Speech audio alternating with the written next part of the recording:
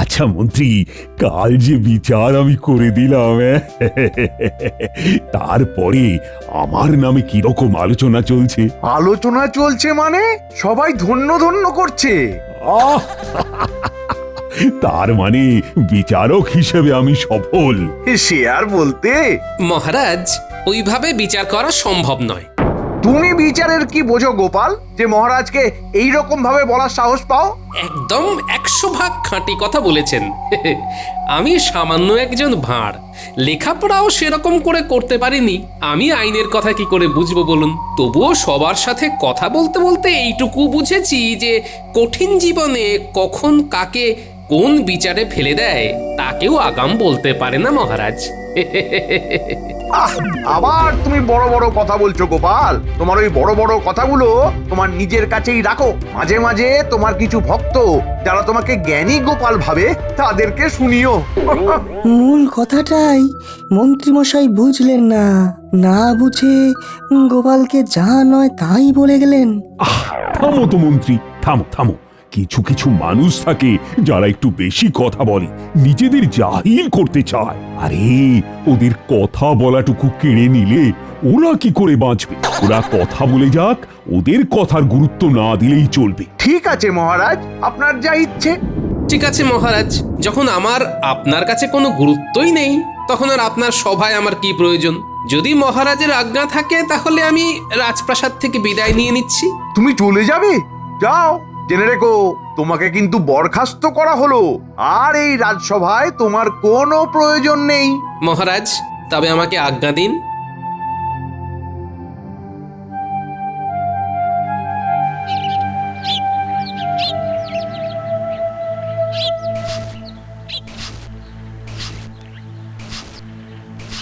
কি গো, বলি তুমি চলে এলে যে?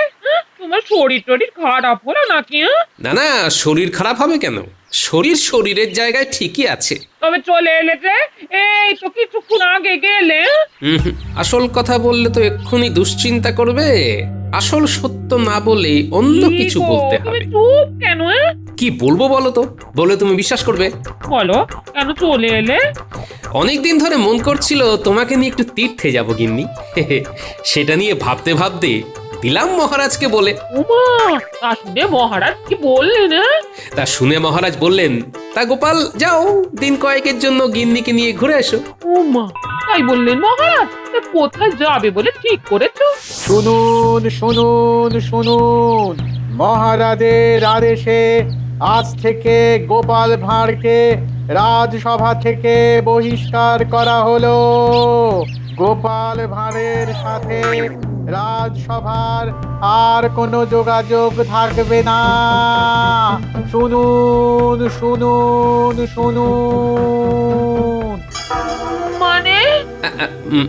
মানে মানে এটাই সত্য, কখনো চাপা থাকে না। তুমি আমাকে মিথ্যে কথা বললে? আমি ভাবতে পারিনি গো যে মহারাজ এইভাবে কৃষ্ণনগরের মানুষকে জানিয়ে দেবেন। তুমি আমাকে মিথ্যে কথা বললে? কি হয়েছিল বলো? বলবো গিন্নি, সব বলবো।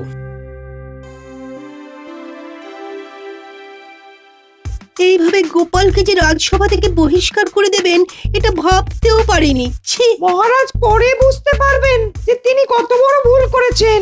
আসতে হবে গোপালের কাছে তখন, অহংয়ের বেড়া ভাঙবে যখন। বাহ, ভালো বললে তো সভাকবি। কি বিজ্ঞানী, তুমি চুপ করে কেন? কি ভাবছো? মহারাজ গোপালের কথা তাই বুঝতে পারেননি। গোপাল কিন্তু মহারাজকে কখনো এমন কথা বলেনি যে মহারাজ ছোট হন, এটাই ভাবছিলাম। এই রাজসভায় আর না, মহারাজ আমাদেরও চান না। চলো সভাকবি, আমরা একটু গোপালের সাথে দেখা করে আসি। গোপালের সাথে কথা বলে একটু হালকা হই। চলো চলো পণ্ডিত, চলো। ঠিক আছে, চলুন তবে যাই।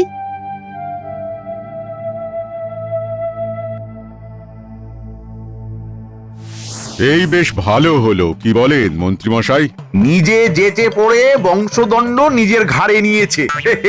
আমি তো শুধু আগুনে একটু ঘি দিয়েছি। বেশ হয়েছে, এইবার রাজসভাকে মনের মতন করে গড়ে তুলতে হবে। কি সেনাপতি, কেমন লাগছে? বেশ একটু ফুরফুরে লাগছে না? হ্যাঁ, তার লাগছে না, খুব লাগছে। গোপালকে কি সহ্য করা যায় নাকি? মহারাজ নিজেই মাথায় তুলেছেন, এবার বুঝতে পেরেছেন যে জুতো পায়েই পড়ে, জুতোকে মাথায় তুলতে নেই। জুতোকে মাথায় নিলে ওই ধুলো ময়লা মাথায় গিয়ে মাথাটাই মলিন হবে। কাল থেকে রাজসভাটা নিজের হাতে সাজাবো। আহা, সব নিজের লোক ঢোকাবো, গোপালের জায়গায় বটা ঘটাকে। আর তোমরা তো আমার হয়েই কথা বলবে। হে হে, তোমাদেরকে নিয়ে আমার কোনো চিন্তা নেই। কিন্তু সভাকবি আর বিজ্ঞানী এই দুজনকে কিভাবে তাড়ানো যায়? তাড়িয়ে লাভ নেই, তাড়িয়ে লাভ নেই। আমরা সবাই এক হয়ে গেলে ওরা দুজনে বেকায়দায় পড়বে। ওদের তো এক ঘরে করে দেব, আর এক ঘরে থাকতে থাকতে ওরাও ক্লান্ত হয়ে পড়বে। তারপর ওরা কোনোদিন বিরক্ত হয়ে নিজেরাই ইস্তফা দেবে। এটা কিন্তু খুব ভালো ভেবেছেন মন্ত্রী মশাই। আরে আমি তো মন্ত্রী, ভাবাটাই আমার কাজ। আর এই ভাবি বলেই মহারাজ আমাকে বেতন দেন। আরে সবাই বলো দেখি, কোথায় যাচ্ছে? খুব সহজ প্রশ্ন মন্ত্রী মশাই, ওরা কুটকচালি করতে গোপালের বাড়ি যাচ্ছে। কি ঠিক বলেছি তো? হ্যাঁ, ঠিক বলেছো। কাল রাজসভায় জিজ্ঞেস করব সভাকবি আর বিজ্ঞানীকে। এখন সবাই যে যার বাড়ি যাও। আমাকে এখন বটা ঘটার বাড়ি ছুটতে হবে। কাল ওদের মহারাজের সাথে একটা দেখা করিয়ে দেব। একটা দেখা হয়ে থাক। হ্যাঁ হ্যাঁ, ওদের কাজের খুব প্রয়োজন। আসুন আসুন, ওদের বলে আসুন। যাই, আবার কাল সকালে রাজসভায় দেখা হবে।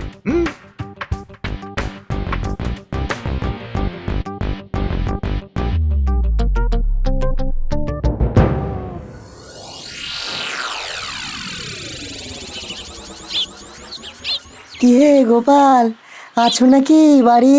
আরে এসো এসো বিজ্ঞানী, এসো। বাবা, পণ্ডিত এসেছে। বারে আসবো না? তুমি আমাদের বিপদে আপদে কিভাবে রক্ষা করো, আর তোমার বিপদে আমরা আসবো না, তা কি হয়? আমাদের বিপদে আর ভয় নেই। গোপাল যেখানে নেই সেখানে আমরাও নেই। হ্যাঁ, গোপাল, আমরা ঠিক করেছি কাল থেকে আমরা তিনজন রাজসভাতে যাব না। একদম ভুলেও ওই ভুলটা করো না বিজ্ঞানী। তোমরা যদি রাজসভায় না যাও তবে আমি খবর পাবো কি করে? মহারাজ যে একা হয়ে যাবেন।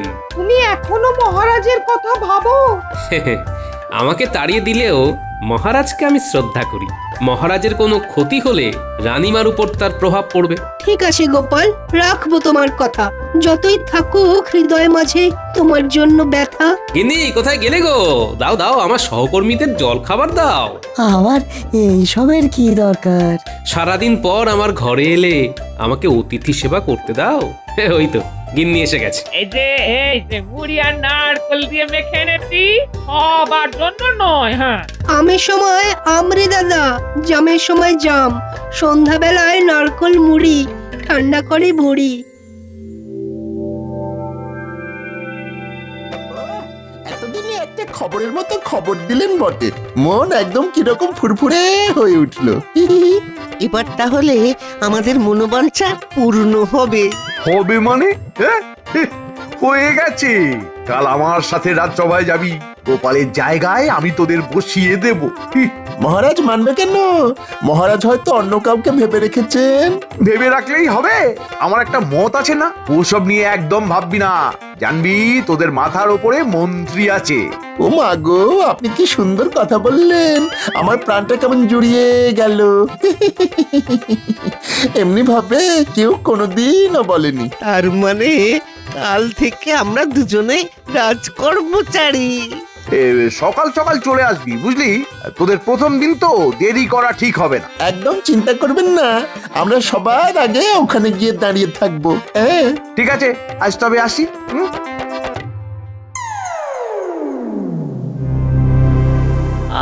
মহারাজ, আপনি আর কত ভুল করবেন বলতে পারেন? কেন রানী, কি ভুল করলাম? কি ভুল করলেন? আপনি জিজ্ঞেস করছেন আমাকে যে আপনি কি ভুল করলেন?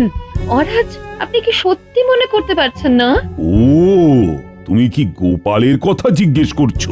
অবশ্যই। আপনি কি মনে করেন আপনি ভুল করেননি?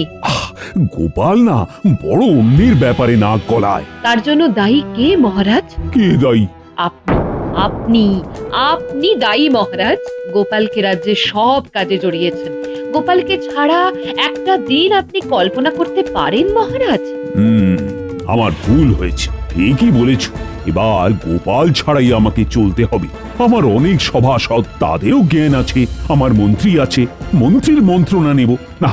আমার আর গোপালকে দরকার নেই। এত সংকট থেকে গোপাল যে এই কৃষ্ণনগরকে বাঁচালো, তার এই প্রতিদান। দেখো রানী, আমি কিন্তু গোপালকে চলে যেতে বলিনি। গোপাল নিজে থেকেই গেছে। কিসের অত উদ্ধত্ত? গোপাল আমার বেতনভোগ কর্মচারী। মহারাজ, আপনার ওপর দুষ্ট গ্রহের দৃষ্টি পড়েছে। আপনি তো দিশাহীন মহারাজ। আপনি চরম বিপদের মধ্যে পড়বেন। আপনি গোপালকে আনুন। না না না, এই অনুরোধ তুমি আর করবে না। আমি রাখতে পারবো না। বাতি নিভিয়ে দাও, আমার ঘুম পেয়েছে। মহারাজ, গোপালের কোনো ঔদ্ধত্য নেই। ঔদ্ধত্য যদি কারো থাকে, সেটা আপনার। আর অচিরেই আপনার ভুল ভাঙবে। গোপালকে আপনার প্রয়োজন হবে মহারাজ, হবেই। এটা আমি মনে মনে জানি। মহারাজ, চিন্তার কিচ্ছু নেই। গোপাল গেছে বলে শোক করার দরকার নেই মহারাজ। আমরা সবাই এক একটা গোপাল। নিশ্চয়ই, তুমি আমার মন্ত্রী, তোমার বুদ্ধি কি কিছু কম আছে? গোপালের জায়গায় আমি দুজনকে ভেবে রেখেছি। মহারাজ, মহারাজ, দুইজন এসেছে। কি হলো প্রহরী? কিছু সমস্যা হয়েছে? দুইজন চাষি বিচারের জন্য দাঁড়িয়ে একে অপরের সাথে খুব ঝগড়া করছে। পাঠিয়ে দাও। মহারাজ প্রস্তুত বিচারের জন্য। মহারাজ, এই বিচার শেষ করে আপনার সাথে একটা বিশেষ আলোচনায় বসবো। কি আলোচনা? ওই যে তখন বললাম না, গোপালের স্থানে উপযুক্ত কাউকে গ্রহণ করতে হবে তো। গ্রহণ করব মানে? আচ্ছা ঠিক আছে, এই কাজটা হয়ে যাক, তারপর দেখছি। যথাজ্ঞা মহারাজ। বলো, তোমাদের সমস্যা বলো তো। মহারাজ, আমি একজন চাষি, চাষ করি, আমি পেট চালাই। এই মুকুন্দ আমার গরু চুরি করে নিয়েছে। কি? আমি চুরি করেছি? মিথ্যেবাদী, খালি মিথ্যে কথা বলা। মুকুন্দ, ভালো হচ্ছে না বলছি। আমি মিথ্যে কথা বলছি না তুই মিথ্যে কথা বলছিস? আবার মিথ্যে কথা? থামো, তোমরা একে একে বলো। তুমি বলো, তোমার নাম কি? আগে যুধিষ্ঠির। কানা ছেলের নাম পদ্মলোচন। সকাল থেকে সন্ধে পর্যন্ত খালি মিথ্যে কথা বলে, তার নাম নাকি আবার যুধিষ্ঠির। দেখছেন মহারাজ? এই চুপ করো মহারাজ, বিচার করছেন। বলো, প্রথম থেকে বলো তো। কাল রাতে ঘুমোতে যাবার আগে দেখলাম আমার গরুটা আমার গোয়ালে বেশ আরাম করে বসে জাবর কাটছে। হঠাৎ একটা শব্দ শুনি, বাইরে বেরিয়ে এসে দেখি ও আমার গরুটাকে চুরি করে নিয়ে চলে যাচ্ছে। আমি চোর চোর বলে চিৎকার করে উঠলাম। দেখ যুধিষ্ঠির, মিথ্যে কথা মোটে বলবি না একদম। আমার গরুটা তোর গোয়ালে বাঁধা বললেই হলো। মহারাজ, ও যে গল্পটা বললো না, সেটা আমার কথা। আরে তুই তো অসাধারণ লোক রে। হ্যাঁ, আমার জীবনে ঘটে যাওয়া ঘটনাটাকেও চুরি করলি। তুই আমার গরু চুরি করেছিস। আমার ভারী বয়েই গেছে। তুই আমার গরু চুরি করেছিস আর আমার গল্পটাকেও চুরি করেছিস। কি কাণ্ড রে বাবা, দুজনেই দুজনকে চোর বলছে। তা আসল চোরটা কে? মুকুন্দ চোর। বললেই হলো মুকুন্দ চোর। মহারাজ, যুধিষ্ঠির চোর। এ তো খুব সংকটে পড়লাম। দুজনেই দুজনকে চোর বলছে। আসল চোরটা কে? ও মন্ত্রী, কি হবে গো? মহারাজ, আমাকে আজকের রাতটা ভাবতে দিন। হ্যাঁ, কাল বিচার হবে। ঠিক বলেছ। শোনো, তোমরা আজ ঘরে যাও, কাল এসে বিচার ঠিক পেয়ে যাবে। দুজনে সাক্ষী নিয়ে আসবে, কিন্তু সাক্ষীদের প্রশ্ন করলেই কে চোর সেটা ধরা পড়ে যাবে।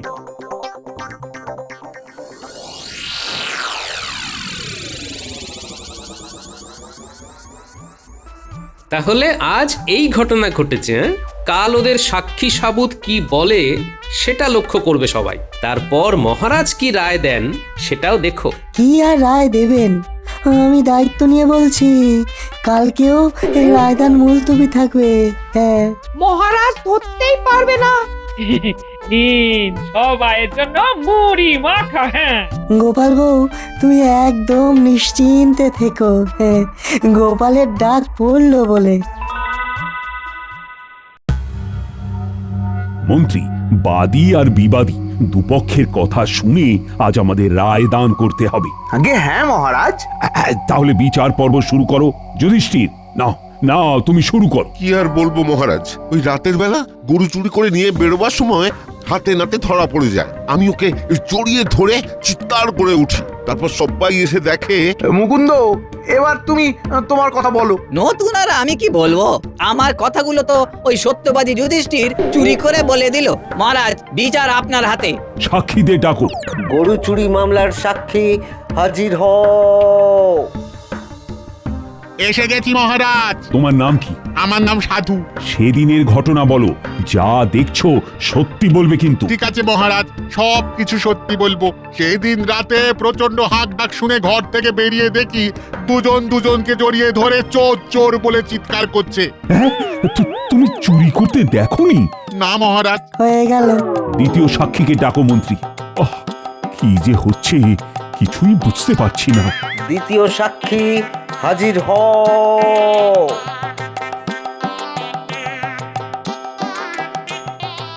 বলছে সভাকবি, মন্ত্রী মশাই হবেন ছবি।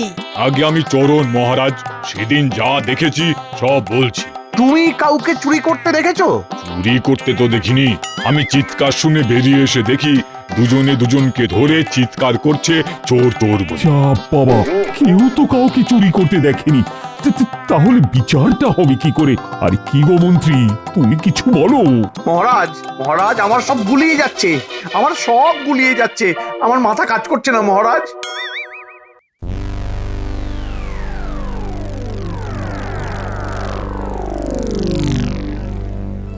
মহারাজ, আপনি পায়চারি করছেন কেন? কি হয়েছে? আপনাকে খুব চিন্তিত দেখছি। আর বলো না রানী, খুব সংকটে পড়েছি। কিভাবে যে এই সংকট থেকে উদ্ধার পাবো সে জানি না। কি সংকট? আমি সেটা জানতে চাইবো না মহারাজ, ওটা আপনার বিষয়, কারণ আপনি রাজা। আমি শুধু আপনাকে একটা কথা মনে করিয়ে দিতে চাই, এই সংকট থেকে উদ্ধার পেতে কি গোপালের প্রয়োজন? গোপাল? না না, গোপাল কি করে আসবে? ও তো আমার রাজসভা ত্যাগ করেছে। আবার মন থেকে ডাকুন, লোক পাঠান মহারাজ, দেখবেন গোপাল ঠিক চলে আসবে। তুমি কি বলছো আমি ঠিক বুঝতে পারছি না। আমাকে গোপালের বাড়ি লোক পাঠাতে হবে? আপনি যদি সংকট থেকে মুক্তি পেতে চান, তবে আপনার মনের অহংকারকে সরিয়ে রেখে গোপালের বাড়িতে লোক পাঠিয়ে ওকে কাল রাজসভায় ডাকুন মহারাজ। আর সংকট যদি জিয়ে রাখতে চান, তবে আপনার অহংকারকে নিয়েই থাকুন। মহারাজ, রাত হলো। হ্যাঁ, ঠিক বলেছ রানী, আমি কাল সূর্য ওঠার সাথে সাথে গোপালের কাছে লোক পাঠাবো।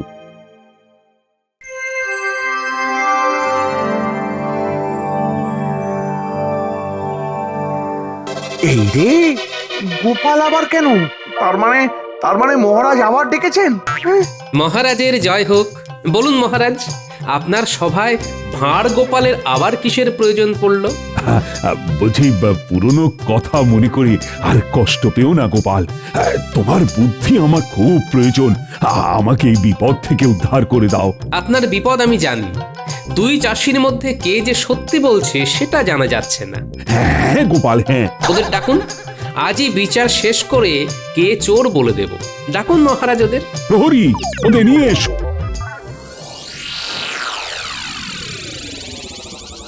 দেখো ভাই, তোমাদের মধ্যে একজন চোর, কিন্তু যেহেতু কোনো সাক্ষী তোমাদের কাউকে চুরি করতে দেখেনি, সুতরাং তোমাদের দুজনকেই আমাদের সময় নষ্ট করার অপরাধে একটা ছোট কাজ দেব।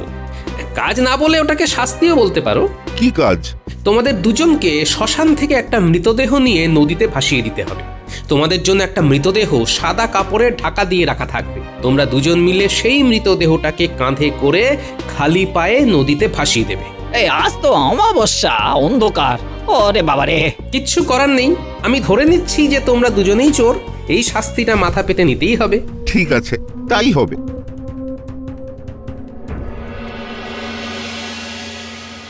গোপাল, দেখি তোমার এই বুদ্ধিতে আমাদের কাজ উদ্ধার হয় কিনা। আমাদের রাত্রি পর্যন্ত অপেক্ষা করতেই হবে, আর আমার কথা মতো মহারাজকে নদীর ধারে লুকিয়ে থাকতে হবে।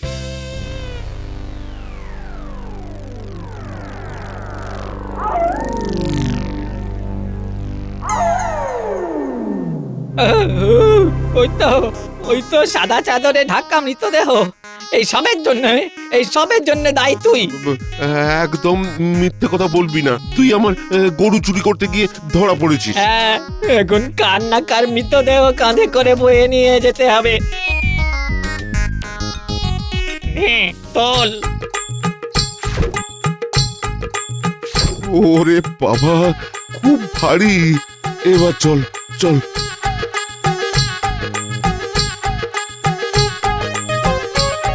রে কেমন লাগছে? কে? যাকে ঘাড়ে করে নিয়ে যাচ্ছিস আমি সেই। ওরে বাবা রে, আরে আরে, এই আমাকে ছেড়ে দাও। ওরে নামিয়ে রেখে ছোট ছোট। চুপ, আমায় নামালেই আমি ঘাড়া মটকাবো। চল, আমাকে নদীতে ভাসিয়ে দিবি চল। না না না না না, নামাচ্ছি না, আমার ঘাড় মটকিও না। এবার বল দেখি তোদের মধ্যে চোর কে? মিথ্যে বলিস না, কারণ আমি জানি কে চোর। ভূতের চোখকে ফাঁকি দেওয়া খুব অসম্ভব। আমি শুধু আসল চোরের মুখ থেকে শুনতে চাই, না বললে এক্ষুনি ঘাড় মটকে দেব। আমি চুরি করেছি, আমি চোর। ঠিক আছে, এবার আর তোর কোনো ভয় নেই। এবার আমাকে নদীর কাছে একটু নামিয়ে রাখ। নদীর ধারে এই ফুরফুরে হাওয়ায় আমি আমার ভূত জন্মকে সার্থক করি। এই নামিয়ে রাখলাম। মহারাজ, এই যুধিষ্ঠির হলো চোর। আপনি যুধিষ্ঠিরকে কারাগারে বন্দি করুন। তার মানে আপনি ভূত নন? না রে হতভাগা, আমি গোপাল। গোপাল, তোমার তুলনা একমাত্র তুমি। আর হ্যাঁ, আজ একটা জিনিস বুঝলাম, এই কঠিন জীবন কখন কাকে কোন বিচারে ফেলে দেয় সেই কথা কেউ আগাম বলে দিতে পারে না। তাহলে এই বিচারকে কি বলা যায়? গোপাল হলো ভূত বিচারক।